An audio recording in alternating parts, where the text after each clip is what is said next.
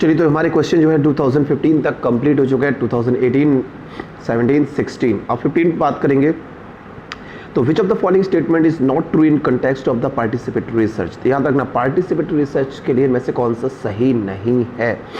तो it is a sole purpose in production of knowledge. देखिए, participatory research का मतलब ये नहीं होता है कि यहाँ पर हम लोग क्या करेंगे, प्रोडक्शन ऑफ नॉलेज करेंगे। ये सिंपल क्या रहेगा, रिकॉग्नाइज, सिंपल क्वेश्चन काटना है, it's sole purpose is production of knowledge.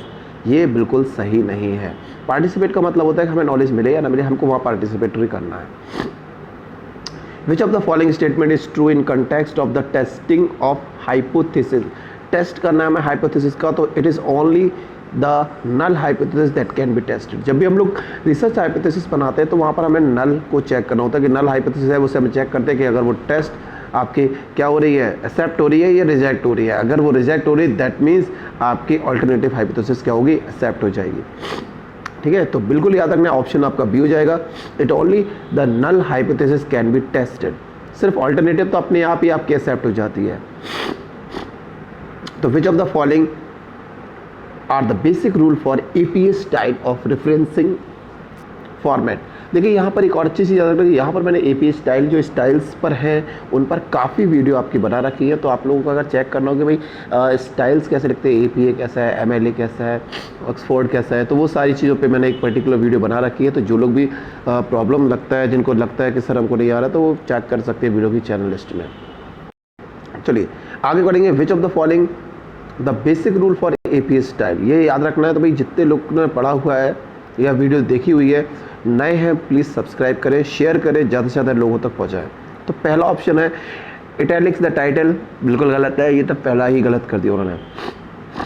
तो इन्वर्ट ऑथर नेम, जब भी हम ऑथर नेम लिखते हैं तो उससे लास्ट नेम फर्स्ट लिखते हैं, ये बिल्कुल सही है। इन्वर्ट करते हैं ऑथर नेम को, ये बिल्कुल करेक्ट है, एपीए का ही आपका सिद्धांत है यहाँ पर।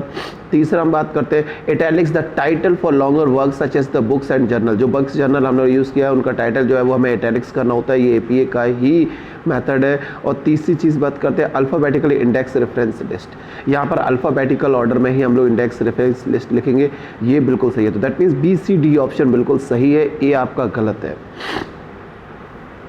विच of the following are the characteristic of a seminar. जब हम कोई सेमिनार कर रहे होते हैं तो उसका करेक्टरिस्टिक इनमें से कौन सा है।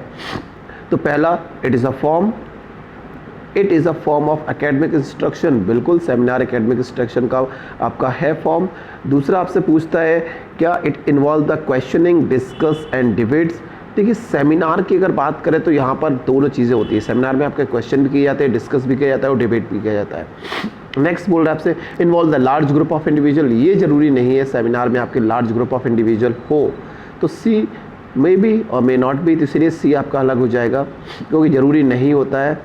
It need the involvement of skilled person. बिल्कुल, जब भी सेमिनार करते हैं तो स्किल्ड पर्सन की रिक्वायरमेंट होती है। दैट मीन्स सी अगर गलत कर देते हैं तो आपका A B D, D option आपका करेक्ट हो जाएगा। A researcher is interested in studying the prospects of a particular political party in an urban area. ठीक है, तो what tools should he prepare for the study। जब भी हमें किसी के बारे में पता करना होता तो हम लोग क्वेश्चनायर का यूज़ करते हैं, क्वेश्चन पूछकर उसके बारे में पता करते हैं। तो आंसर आपका सी हो जाएगा। Ethical norms in researches do not involve the guidelines for.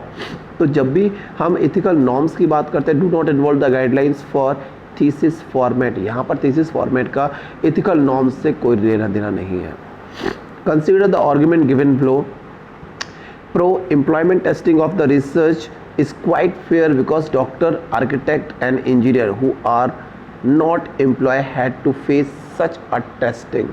तो what type of argument it is, याद रखना है कि जब भी हम एम्प्लॉयमेंट की टेस्टिंग बात करते हैं तो एम्प्लॉयमेंट टेस्टिंग की बात करते हैं तो teacher is quite fair because doctor, architect and engineer who are now employed had to face such a testing.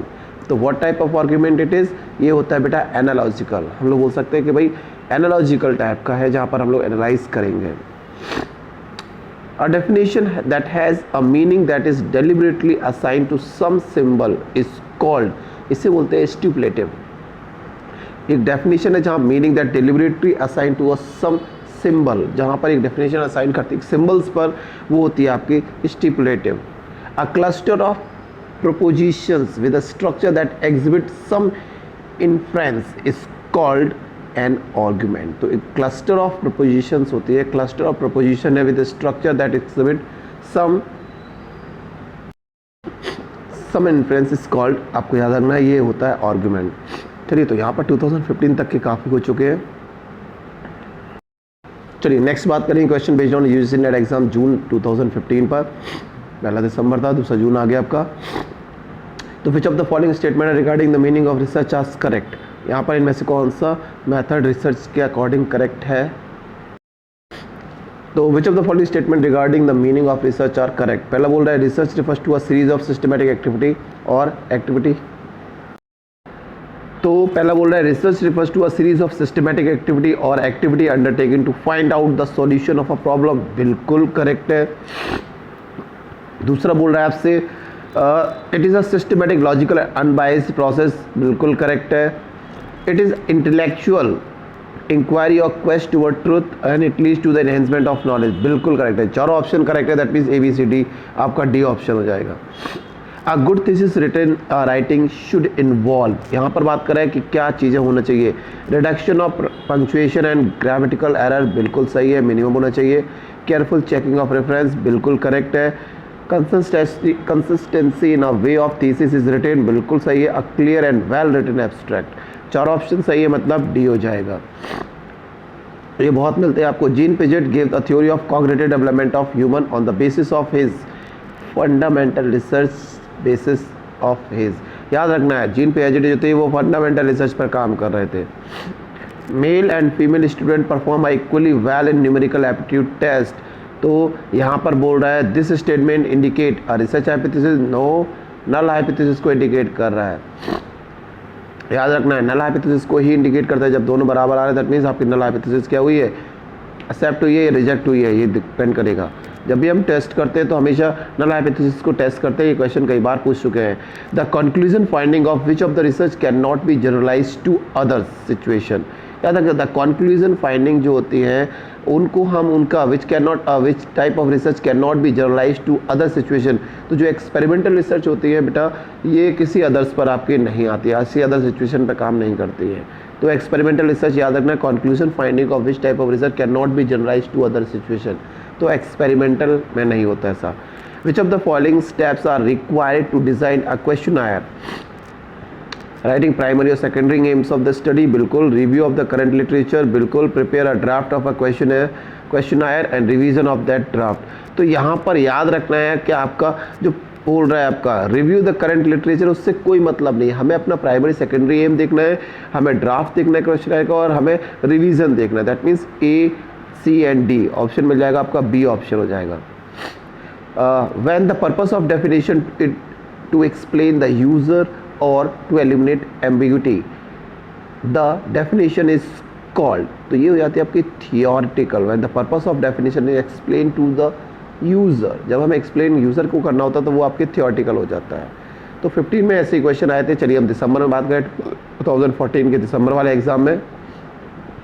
The core element of dissertation are, ये बहुत आ चुका है। द कोर एलिमेंट आपको याद रखना है इंट्रोडक्शन, लिटरेचर रिव्यू, फिर आपका रिसर्च मैथडोलॉजी, फिर रिजल्ट, फिर डिस्कशन और कंक्लूजन। ये बेटा रट लीजिए आप लोग, कई बार क्वेश्चन मिलेगा ये। तो इंट्रोडक्शन लिखना है, फिर लिटरेचर रिव्यू लिखना है, फिर रिसर्च मैथडोलॉजी लिखना है, उसके बाद रिजल्ट लिखना है, फिर डिस्कशन लिखना है और फिर कंक्लूजन लिखना है। ठीक है, तो व्हाट इज रिसर्च डिज़ाइन, तो ये क्या होता है, it is a framework for every stage of the collection and analysis of data, ये हमारा रिसर्च डिज़ाइन होता है। सैम्पलिंग केस क्या होता है, sampling case means sampling of people, newspaper, television program etcetera.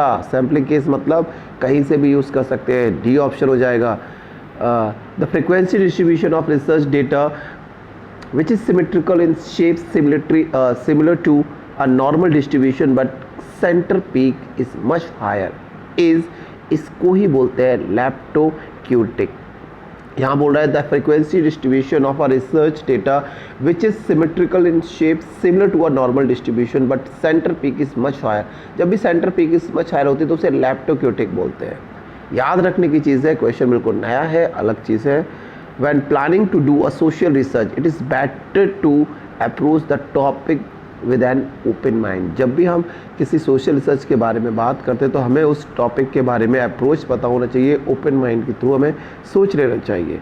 When wait when an academics are called to deliver a lecture or presentation to an audience on certain topics or set of topics of educational nature, it is called। जब भी हम यहाँ बात कर रहे होते हैं, किसी हम एकेडमिक को लेकर आते हैं, डिलीवर कर रहा होता है, प्रेजेंटेशन दे रहा होता है, दैट मीन्स वो हमारा सेमिनार होता है ना। तो जब भी कोई एकेडमिक कोई आपको लेक्चर दे रहा है, दैट मीन्स सेमिनार की बात कर रहे हैं। Media is known as, media की बात करें तो मीडिया इज नोन एज एक कहाँ का मीडिया को अगर हम बात करें तो मीडिया हमेशा आपकी क्या होती है, फोर्थ स्टेट में आती है, ठीक है। तो फोर्थ स्टेट होती है आपकी मीडिया, याद रखिए काफ़ी आ चुका है।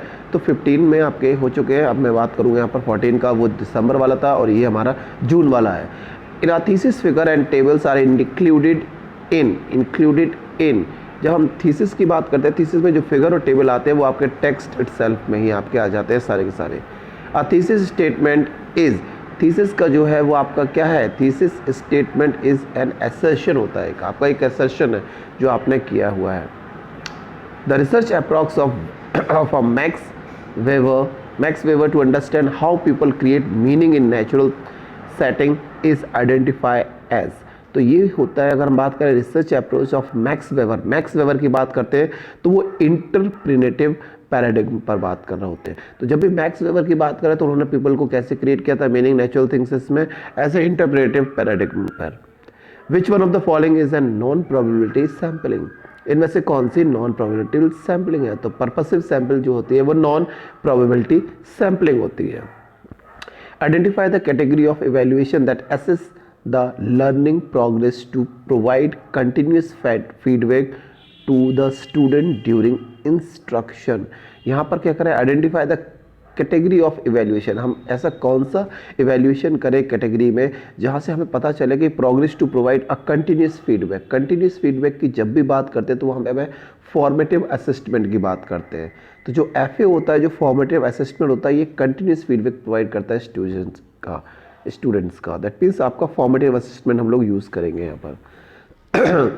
The research streams of immediate application, ये 10वां रिसर्च पे हो चुका है कि एक्शन रिसर्च की बात करते हैं जब भी इमीडिएट प्रॉब्लम, एक्शन रिसर्च, याद रखना immediate current situation, immediate problem सब एक ही सिनोनिम्स के फॉर्म में क्वेश्चन पूछा जा रहा है। नेक्स्ट 2013 की बात करेंगे तो हम लोग question based on UGC NET exam 2013, ये आपके सारे क्वेश्चन यहाँ पर हो रहे हैं। The population of information is called parameter while corresponding sample information is known as, 100 बार हो चुका है ये क्वेश्चन स्टैटिक्स, और पूरे इस पर हमने कई सारे बेटा क्वेश्चन बना रखे हैं। तो आप लोग क्या कर सकते हो बेटा, चैनल को एक बार, चैनल की प्लेलिस्ट, आपकी जो प्लेलिस्ट है उसमें चेक करोगे आपको तो ये सारे क्वेश्चंस आपको ऑलमोस्ट मिल जाएंगे। और यूजीसी नेट के जितने भी क्वेश्चन है यूजीसी नेट में आपका जो आता है वो पूरा चैनल मैंने इसी चीज़ के लिए, पर्पज़ के लिए बना रखा है। तो प्लीज़ कोशिश कीजिए, सब्सक्राइब कीजिए, शेयर कीजिए इन्फॉर्मेशन को ज़्यादा से ज़्यादा लोगों तक। The sequence operation in scientific research are, यहाँ पर बात करें सीक्वेंस की बात करें तो यहाँ पर किसके लिए, साइंटिफिक रिसर्च की बात करें तो पहला आपका कोवेरिएशन, ऑप्शन ए होता है कोवेरिएशन। फिर elimination of spurious relation, check करेंगे इनमें से कौन सा है, स्प्यूरियस रिलेशन कौन से हैं उनको एलिमिनेट करेंगे। फिर जनरलाइज करेंगे और फिर थ्योराइजेशन करते हैं। दैट मीन्स पहला कोवेरिएशन चेक करेंगे, फिर उनमें एलिमिनेशन करेंगे स्प्यूरियस रिलेशनशिप, उसके बाद जनरलाइजेशन, फिर थ्योराइजेशन। दैट मीन्स ये हो जाता है हमारा साइंटिफिक रिसर्च के अंदर। Sampling, in a sampling the lottery method is used for, lottery method कब करते हैं हम, जब रैंडम हमें करना होता तो रैंडमाइजेशन के टाइम पे हम लोग लॉटरी मेथड का यूज कर सकते हैं। ओके, तो in sampling the lottery method is used for randomisation. जब हमें कोई रैंडम सेलेक्ट करना तो हम लॉटरी मेथड यूज करेंगे ना। Which is the main object of research, इनमें से कौन सा मेन ऑब्जेक्ट होता है रिसर्च का। या देखिए ऑब्जेक्टिव की बात कर रहे हैं, रिसर्च का मेन ऑब्जेक्टिव क्या होना चाहिए, डिस्कवर अ न्यू फैक्ट और to make a fresh interpretation of the known facts, कि जो नोन फैक्ट्स है उनमें से हम कुछ नया क्या निकाल रहे हैं, कुछ फ्रेश क्या निकालते हैं, कोई नई इंफॉर्मेशन कैसे निकालते हैं, वही मेन ऑब्जेक्टिव होता है रिसर्च का। सैम्पलिंग एरर डिक्रीज विथ, जब भी हम बात करेंगे अगर हम सैंपल साइज को इंक्रीज करते हैं, ये रिलेशन है, याद रखना है कि जब भी सैंपल एरर को हमें डिक्रीज करना है तो हमें इंक्रीज करना पड़ेगा सैंपल साइज। जैसे जैसे सैंपल साइज हम इंक्रीज करेंगे सैंपलिंग जो एरर है वो डिक्रीज होता चला जाएगा। तो अगर हम सैंपल साइज को डिक्रीज करेंगे तो बेटा सैंपलिंग एरर आपका इंक्रीज होगा, रिलेशन है ये याद रखना है बेटा आपको, है ना। तो इस इनवर्टली प्रोपोर्शनल होता है सैंपलिंग एरर और सैंपल साइज है। The principle of fundamental research are used in, देखिए प्रिंसिपल ऑफ फंडामेंटल रिसर्च की बात करें तो हम लोग फंडामेंटल रिसर्च का यूज ही करते हैं अप्लाइड रिसर्च के लिए। तो जब भी fundamental, the principle of fundamental research आपकी जब भी यूज होगी तो वो अप्लाइड रिसर्च के लिए ही यूज होगी, ठीक है। नेक्स्ट हम लोग बात करें 2013 का जो रीटेस्ट हुआ था उसमें कौन कौन से क्वेश्चन आए थे। तो विच one of the following is not a type of experimental method, पहले भी बता चुका हूँ, जो रेजिडुअल आपके ग्रुप एक्सपेरिमेंट होते हैं, जो भी हम लोग रेजिडुअल ग्रुप एक्सपेरिमेंट करते हैं वो सारे के सारे एक्सपेरिमेंटल मेथड में नहीं आते हैं। यहाँ पे हमें स्टैंडर्डाइज टेस्ट जब हम यूज़ करेंगे, जब भी स्टैंडर्डाइज टेस्ट यूज़ करेंगे सिर्फ वही टाइम पर आपके एक्सपेरिमेंटल मेथड होंगे। तो which of the following is not non parametric test, इनमें से कौन सा नॉन पैरामेट्रिक टेस्ट नहीं है। तो T test is not a parametric, आपका नॉन पैरामेट्रिक नहीं है, ये पैरामेट्रिक टेस्ट है। टी टेस्ट आपका पैरामेट्रिक होता है। तो sign test, chi square test, run test, ये सारे के सारे नॉन पैरामेट्रिक है और पैरामेट्रिक में टी टेस्ट आता है। टी टेस्ट के बारे में ये सारे टेस्ट की वीडियो बेटा पड़ी हुई है, प्लेलिस्ट चेक कीजिए, आप लोगों को सारे क्वेश्चन मिल जाएंगे। नेक्स्ट हम लोग बात करेंगे read the following statement, one level assertion है और अदर आपका रीजन है। तो qualitative research in India has long way to go the research international standards, आपको एक एसेशन देना है। Because the funding agency do not support qualitative research in academic situation. देखिए यहाँ अगर हम बात करें qualitative research in India has a long way to go to the rich international standard, ये बिल्कुल सही है कि इंडिया के अंदर जो क्वालिटेटिव रिसर्च चल रही है उसको इंटरनेशनल लेवल तक जाने में, स्टैंडर्ड होने में काफ़ी टाइम लगेगा। Because the funding agency do not support quality, देखिए फंडिंग एजेंसी तो बेटा सपोर्ट करती है, दैट मीन्स रीज़न तो हमारा गलत दिया जा रहा है। अकेडमिक इंस्टीट्यूशन को बहुत सारी फंडिंग एजेंसी सपोर्ट करती है, तो ए हमारा ट्रू है, आर हमारा फॉल्स हो जाएगा। नेक्स्ट पूछा आपका identify the correct sequence of research steps, यहाँ पर रिसर्च स्टेप्स में करंट आपसे पूछा जा रहा है। तो सबसे पहला ही आपको पता है कि सिलेक्शन ऑफ टॉपिक होता है। सिलेक्शन ऑफ टॉपिक के बाद हम लोग रिव्यू ऑफ लिटरेचर लिखेंगे, फिर डेटा कलेक्ट करेंगे, फिर इंटरप्रिटेशन करेंगे, फाइंडिंग करेंगे, उसके बाद हमारा रिजल्ट आएगा, फिर एनालाइज करेंगे, फिर थ्योरी बनेगी। दैट मीन्स ऑप्शन ए है selection topic, review of literature, data collection, interpretation of findings. Next आपसे पूछा deconstruction in a popular method of research in, जब भी हम बात करते हैं deconstruction in popular method of research in, तो लिटरेचर में यूज किया जाता है। तो with which one of the following technique community is associated, यहाँ पर one of the following techniques communality is, देखिए कॉमनैलिटी इज एसोसिएटेड, ये याद रखना। फैक्टर एनालिसिस के टाइम में हम लोग कम्युनिटी इस यूज़ करते हैं, तो टेक्निक कम्युनिटी आपकी ज़्यादातर यूज़ होती है फैक्टर एनालिसिस के टाइम पर। The variable which impact the relationship between an independent variable and dependent variable is known as, याद रखिए फिर से, the variable which impacts the relationship between independent variable and dependent, तो जो दोनों पर क्या कर रहा है आपका, दोनों पे इम्पैक्ट शो करता है वो आपका कंट्रोल वेरिएबल होता है, जो दोनों पर करता है, डिपेंडेंट और इंडिपेंडेंट दोनों पर आपका इम्पैक्ट शो कर रहा है, दैट मीन्स वो क्या है आपका, एक कंट्रोल वेरिएबल है। विच one of the following is a non probability sampling method, इनमें से कौन सा नॉन प्रोबेबिलिटी सैम्पलिंग मेथड है। तो quarter sampling is a non probability, बाकी आपके सारे प्रोबेबिलिटी सैम्पलिंग है। तो देखिए यहाँ तक हम अगर बात करें, ये 2013 तक आपका यहाँ तक करा दिए, नेक्स्ट वीडियो में आपके 2006 तक की मैं करा दूंगा। चलिए थैंक यू। जो लोग नए हैं बेटा प्लीज़ फॉलो सब्सक्राइब करें, शेयर करें, ज़्यादा से ज़्यादा लोगों तक इन्फॉर्मेशन को पहुंचाएं। तो नेक्स्ट वीडियो में आपका इसका मैं पार्ट 1 लेकर आया हूँ, पार्ट 2 में आपके पूरे लेकर आऊँगा 2021 में जो एग्ज़ाम नहीं हुए हैं तो 18 तक के आपके सारे हो जाए। चलिए।